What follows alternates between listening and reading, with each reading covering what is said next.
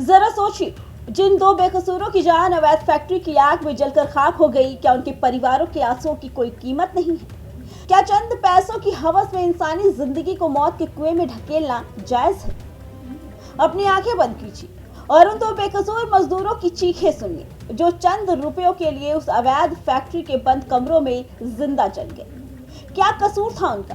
सिर्फ इतना कि वो अपने बच्चों के लिए 2 वक्त की रोटी कमाना चाहते थे। आज उनके घर का चूल्हा बुझ चुका है, बच्चे अनाथ हो चुके हैं और माँ बहनों की कोख सूनी हो चुकी है। लेकिन अफसोस, इस मुल्क में इंसानी जिंदगी से ज्यादा फिक्र अवैध धंधों को बचाने की है। आज बंगाल से आई एक ऐसी शर्मनाक तस्वीर आपको दिखाने जा रहे हैं जिसे देखकर आपका खून खौल उठेगा।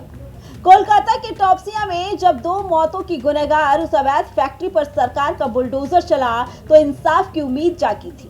लेकिन देखिए, मजहब और वोट बैंक की पट्टी आंखों पर बांधकर कैसे बुर्के वाली महिलाओं की एक भारी भीड़ कातिलों को बचाने के लिए सड़कों पर उतर आई।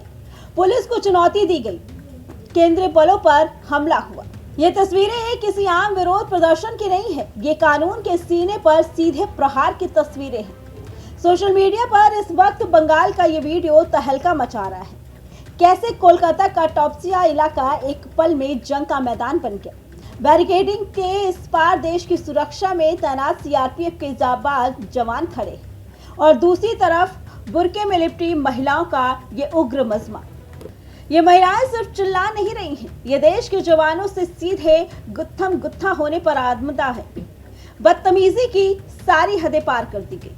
कुछ उपद्रवियों ने तो जवानों पर सीधे हमला करने की हिमाकत कर डाली, लेकिन वो भूल गए कि सामने देश के रक्षक खड़े हैं।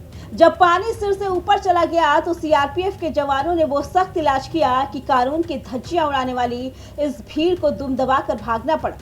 जवानों ने डंडा चलाया और इन उपद्रवियों को खदेड़ कर रख दिया। आखिर इन लोगों को किस बात का दर्द था?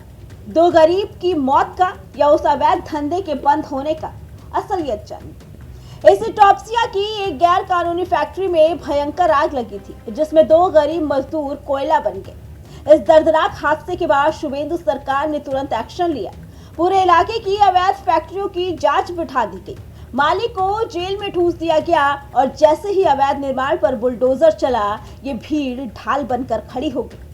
अब ये मामला कलकत्ता हाई कोर्ट पहुंच चुका है। जब फैक्ट्री मालिक ने कार्रवाई के खिलाफ गुहार लगाई तो जस्टिस राजा बसु चौधरी ने कड़ी फटकार लगाते हुए कहा कि जिस तरह हर जगह अवैध निर्माण हो रहा है, उससे बेहद गंभीर स्थिति पैदा करती है और इस पर लगाम कसना बेहद जरूरी है।